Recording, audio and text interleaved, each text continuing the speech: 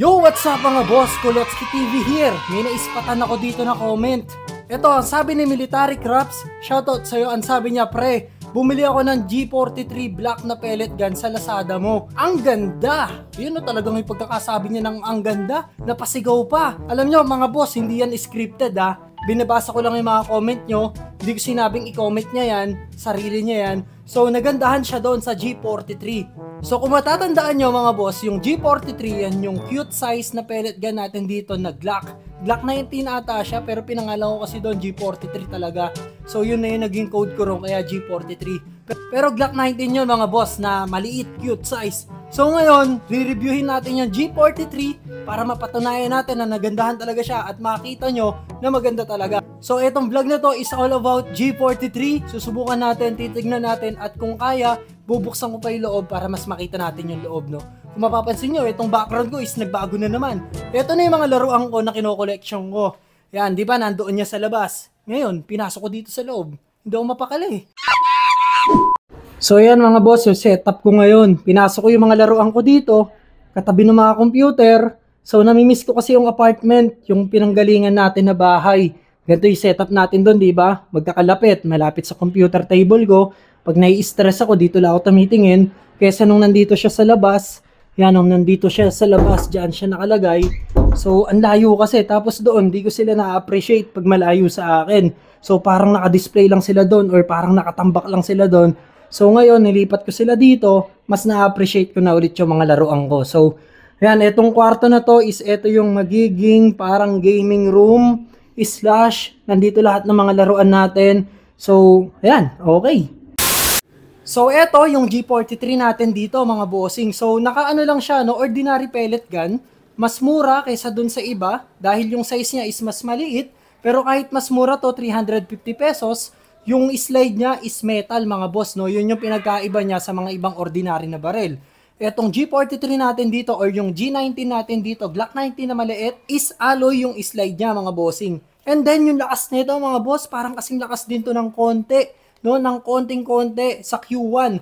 Kasi yung Q1 malakas yun. Tapos ito parang kaya niyang pumantay sa mga Q series natin. Kaya itong G43 or G19 is mabili talaga sa atin to mga bossing. Although naka-plastic lang siya, parang ordinary na ordinary. Pero soon mga bossing, parang gusto ko nang ilagay ito sa box, no? Pag nilagay kasi natin to sa box, medyo tataas yung presyo dahil kailangan ko pang bumili ng box. Pero ang kinagandahan doon, idadagdag ko lang kung magkano ko nabili yung box para decent tignan, di ba? Pag nakaganto kasi, naka-plastic. Ito para sa akin ha, pag naka-plastic kasi parang cheap siya tignan, pag naka-plastic talaga. Pag naka-box naman, medyo elegant, tsaka parang mamahalin lalo pag nakabox siya. Mas magandang tignan kasi pag nakabox talaga. So, pinag-iisipan ko kung ilalagay natin to sa box. Huwag kayo mag-alala kung magtataas ang presyo, siguro mga 10 pesos lang. So, eto, comment nyo dyan sa baba kung yung mga Q series natin, G43, at yung mga iba pang nakalagay lang sa plastic is okay lang sa inyo na ilagay natin sa box. Para mas mas safe yung pellet gun pagdating sa inyo. So, yung G43 or yung mga cute size natin, may tatlo akong cute size dito. Ito yung G43, metal yung slide. Ito yung M17 kung tawagin ko, yun yung code niya, metal yung slide. At ito yung ZM03 na silver mga bossing, pero to plastic lang to, overall plastic. So, ito yung pinakamura sa atin na cute size. Ito kasi yung plastic lang, mabigat siya pero pure plastic siya mga bossing. Hindi katulad na itong M17 tsaka itong G43 natin, metal yung slide nila. So, buksan natin yan. So, naka-plastic lang to mga bossing, pero maganda naman yung plastic niya, no? Hindi siya yung plastic na madaling mapunit. Ayan, pakita ko sa inyo, ha. So, ayan, pakita ko sa inyo. Hindi siya yung plastic na madaling mapunit. Ito yung parang rubberized na na plastic, makapal. Kaya, no worries pa rin naman. Tsaka pag pinadala ko kasi sa inyo to, nakabalot na siya sa karton, tapos meron pa siyang bubble wrap para sure na hindi madadamage yung pellet gun na ipapadala ko sa inyo. Sa safety feature nito mga boss, display lang siya. Ito hindi ito nagagalaw. Ito hindi rin nagagalaw. Tapos yung nasa kabila niya, syempre hindi rin nagagalaw. At ito yung isa sa nami-misinterpret ng mga bumibili sa akin. Meron kasi mga nagre-reklamo sa akin, basag daw. So meron kasi mga nagre-reklamo sa akin, basag daw. May basag daw. Ito yung part na yan mga boss. Sa Q1 meron nito. Ang sabi nila basag daw. Hindi mga bossing nga. Ito kasama yan sa design mga boss. Kung mapapansin nyo, yung uka na yan, kasama sa design yan. Ito metal to mga boss. So hindi yan mababasag talaga para magkauka. Yung front sight tsaka rear sight mga bossing, yan, tignan natin. Okay. Ayan, align naman mga boss. Align na align yan. And then yung barrel niya is metal din mga boss ha. Ito. Yan, yung barrel niya metal yan. So pwede nyo ring lagyan yan ng silencer kung gusto nyo. So pagdating dito sa baba, yung body niya ni G19, G43, plastic to mga boss. Yan, ito plastic to. ABS plastic naman yan mga boss. Hindi basta-basta nababasag. Huwag nyo nang ibabalibag or mababaksak ng mataas. So sa magazine naman niya mga boss, yan, plastic yung magazine niya mga bossing, yan. Makikita nyo naman, pero ang ganda ng pagkakagawa dyan, eh, no? Walang kagas-gas-gas-gas. Yan, makikita nyo, walang gas-gas yan. So dito, kung sisilipin nyo, wala na siyang bakal dyan.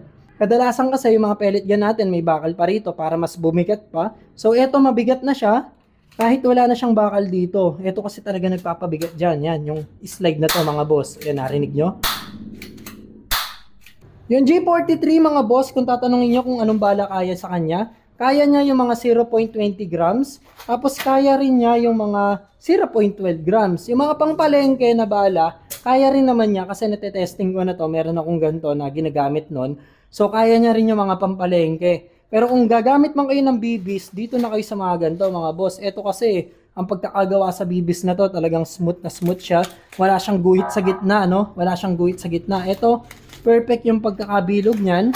Kahit etong 0.12 kung sisilipin natin, yan, perfect yung pagkakabilog niyan. Wala siyang mga guhit sa gitna na parang yung mga ordinary na bibis. So minsan may mga nagtatanong sa akin or nabili sa akin mga boss na parang first time lang ata bumili ng pellet gun. Minsan kasi nagtataka sila, sira daw yung unit. Kasi nga may nagbabara na bala. So sasabihin ko sa inyo mga bossing nyo sa iba na first time mag pellet gun, normal lang po na magbara yung bala paminsan-minsan. Kaya nga yung ibang pellet gun, meron siyang kasama na panundot. And then yung ibang pellet gun na may instruction, naka-instruct doon na pag nagbara yung bala, susundutin lang yung pinaka-barrel. So yung pagbabara ng bala na issue sa pellet gun is normal lang yun mga bossing. Pag nagbara yung bala sa pellet gun nyo, hindi ibig sabihin na sira na yung pellet gun nyo. Pwede nyo sundutin yung pinaka-barrel para maalis yung bala na yun. Nangyayari talaga yun. Ang tawag doon, nagja-jam yung bala nyo doon sa loob ng pellet gun. So normal lang yun, sundutin nyo lang. Huwag nyo pipiliting ikasa ng ikasa kasi yun yung magiging dahilan ng pagkasira ng air pump or pagkasira ng kasahan nyo, kaya wag nyo pepwersahin. So tamang sundot lang, pag naramdaman nyo ng nagdabara, tapos pagkakasan nyo ng pangalawa, wala nang lumabas sa bala, tapos ang tunog niya is parang nagbara na tubo, parang ganon, parang ganon, kailangan nyo na tong sundutin, no? Wag nyo muna kakalasin yung slide, lalo na dun nga sa mga first timer, baka hindi nyo makabit ng maayos yung slide nyo. So ang gawin nyo, sundutin nyo muna, ang gagawin natin, tanggalin ko muna itong may bala na. So, gaganyan nyo, huwag nyong bibitawan. Kung may kakilala kayo at kaya kayong tulungan, pagkaganyan nyo, sa kanya nyo ipasundot. So, kailangan kasi nakaganto. Tapos, tsaka nyo susundutin. No? Hindi nyo siya masusundot pag nakaganyan lang. Hindi nyo siya kayang sundutin kasi nakaipit yung bala doon. So, ang gagawin nyo, atakin nyo to. Tapos, susundutin nyo rin sa loob. So, yan yung target natin mga bossing, yung spinning wheel natin na metal dito, and then yung karton, titingnan natin kung kayang tumagos na itong G43, G19 natin dito. So, subukan na natin yan. Ang bala natin na ginamit is yung .12 mga bossing. Okay. Okay. Yun. Tanggal mga boss. Okay. Okay. Okay. Ayun oh. Ow, no. So yung bala niya mga bossing, nasa 8 BBs yung kaya nating ilagay dito sa magazine niya. So ngayon, patamaan naman natin yung box. Magre-reload lang ako. So ayan, dalawang karton yung nilagay natin. So dito muna tayo sa white na karton. 1, 2. So okay, doon naman tayo sa pillows.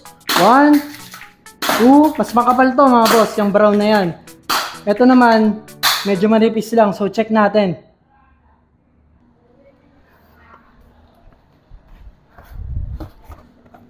Etong kahon ng pizza mga boss, kung makikita nyo yan, tumagos siya rito kasi mas manipis to ng konti ah. Yan, makapal din naman siya mga boss, pero mas makapal yung pillows na yon. Ito yung kapal ng karton, yan yung kapal ng karton mga boss. Ayan yung bala sa loob. Ito yung bala sa loob. So ayan yung bala sa loob. At ito yung butas niya mga boss. Dalawa yan, ayan yung isa, ito yung pangalawa. So yung G43 mga boss, sabi ko nga sa inyo, may kakayanan siya na makabutas ng karton din. At the same time, kaya niya patumbahin yung metal na spinning wheel natin. So yun lang mga bossing, para sa video natin na to is yung G43 natin mga boss. And then kung may gusto pa kayo na iba na ipa-review sa mga pellet gun natin, re-reviewin natin yan. Isa-isa, magmula sa mga full metal hanggang sa mga Q-series. Susunod-sunurin muna natin yan ngayon dito sa pagbablog natin para tuloy-tuloy tayo dito sa mga pellet gun natin. So yun lang mga boss, maraming salamat. Kung may gusto ko yung ipa-review na mga full metal or mga Q-series or mga iba nating pellet gun, comment nyo rin sa baba at mamimili ako. Mas maganda kung bumili ka sa akin at nagustuhan mo. Pwede rin naman yung bumili ka sa akin tapos di mo nagustuhan. Babasahin natin lahat yan. Re-review natin lahat yan. Let's go! Maraming salamat mga boss. Kita-kits tayo. Don't forget to like this video mga bossing ha. Bye-bye! Peace!